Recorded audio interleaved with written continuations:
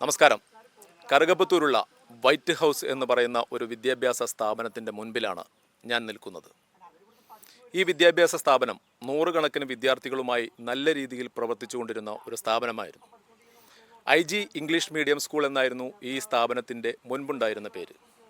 ഇന്ന് ഈ സ്ഥാപനം അടഞ്ഞു കിടക്കുകയാണ്. ഈ അടഞ്ഞു കിടക്കുന്നതിൻ്റെ കാരണം അന്വേഷിച്ചപ്പോഴാണ് ഈ വിദ്യാഭ്യാസ സ്ഥാപനത്തിൻ്റെ മറവിൽ വലിയൊരു സാമ്പത്തിക തട്ടിപ്പ് നടന്നതായി നമുക്ക് മനസ്സിലാക്കാൻ കഴിഞ്ഞത്. ഇവിടെ പഠിക്കുന്ന വിദ്യാർത്ഥികളുടെ രക്ഷിതാക്കളുടെ കയ്യിൽ നിന്ന് ഈ വിദ്യാർത്ഥികളെ ഫ്രീ ആയി പഠിപ്പിക്കാമെന്ന് പറഞ്ഞ് ലക്ഷക്കണക്കിന് രൂപ ഇൻവെസ്റ്റ്മെൻറ്റ് വാങ്ങി അവസാനം ഈ അധ്യയന വർഷത്തിൽ ഈ സ്കൂൾ അടച്ചുപൂട്ടുകയാണ് ഉണ്ടായത്. ആ വിദ്യാർത്ഥികളെല്ലാം ഇന്ന് മറ്റ് വിദ്യാലയങ്ങൾ തേടിപ്പോയി. പക്ഷേ രക്ഷിതാക്കളുടെ കയ്യിൽ നിന്ന് വാങ്ങിയ പണം തിരിച്ചു കൊടുക്കാൻ ഈ സ്ഥാപനത്തിൻ്റെ ഉടമ തയ്യാറാകുന്നുമില്ല. അങ്ങനെ പലരിൽ നിന്നുമായി കോടിക്കണക്കിന് രൂപ തട്ടിപ്പ് നടത്തി മുങ്ങിയ ഈ സ്ഥാപനത്തിൻ്റെ കഥയാണ് ഇന്ന് ഞങ്ങൾക്ക് നിങ്ങളോട് പറയാനുള്ളത്.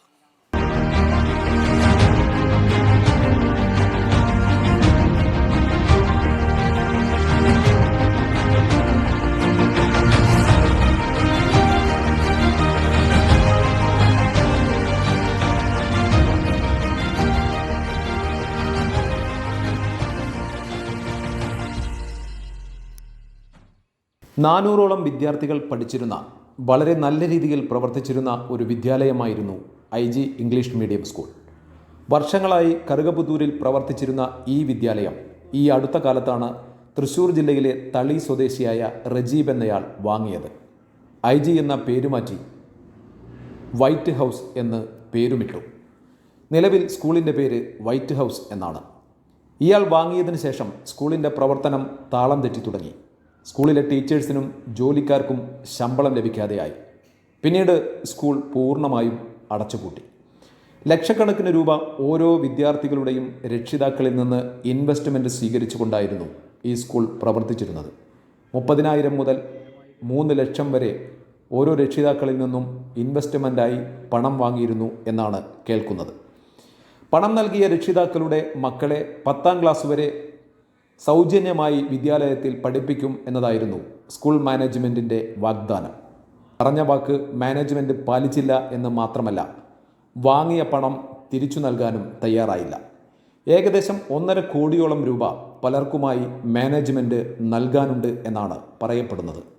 സ്കൂൾ പൂട്ടിയതോടെ രക്ഷിതാക്കൾ പണം തിരികെ ആവശ്യപ്പെട്ടുവെങ്കിലും നൽകാനാവില്ല എന്ന നിലപാട് ഉടമസ്ഥൻ റജീബ് സ്വീകരിച്ചു. ഇതോടെ പണം നഷ്ടപ്പെട്ടവർ ചേർന്ന് ആക്ഷൻ കമ്മിറ്റി രൂപീകരിച്ചു. പല മധ്യസ്ഥ ശ്രമങ്ങളും നടന്നെങ്കിലും റജീബ് വിട്ടുവീഴ്ചയ്ക്ക് തയ്യാറായില്ല എന്നാണ് പറഞ്ഞു കേൾക്കുന്നത്. അതോടെ രക്ഷിതാക്കൾ നിയമ നടപടികൾ സ്വീകരിച്ചു. പരാതിക്കാരുടെ ഹർജി സ്വീകരിച്ച കോടതി പരാതിയിൽ കഴമ്പുണ്ടെന്ന് കണ്ട് സ്കൂൾ നിൽക്കുന്ന സ്ഥലവും കെട്ടിടവും അറ്റാച്ച് ചെയ്തിരിക്കുകയാണ്.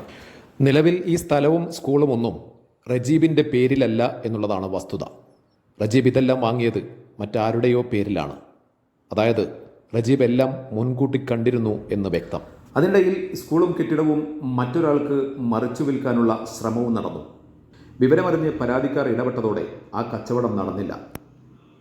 തങ്ങൾക്ക് കിട്ടാനുള്ള പണം കിട്ടിയാൽ മാത്രമേ രജിസ്ട്രേഷൻ നടക്കൂ എന്ന നിലപാട് പരാതിക്കാർ സ്വീകരിച്ചതോടെ സ്ഥലം വാങ്ങാൻ വന്നവർ വന്ന വഴിക്ക് മടങ്ങി. 400ഓളം വിദ്യാർത്ഥികൾ പഠിച്ചിരുന്ന വളരെ നല്ല രീതിയിൽ നടന്നിരുന്ന ഒരു വിദ്യാലയം റജീബ് എന്ന ഒരാളുടെ ആർത്തി മൂലം, പണക്കൊതി മൂലം ഇപ്പോൾ പൂർണ്ണമായും അടഞ്ഞു കിടക്കുകയാണ്.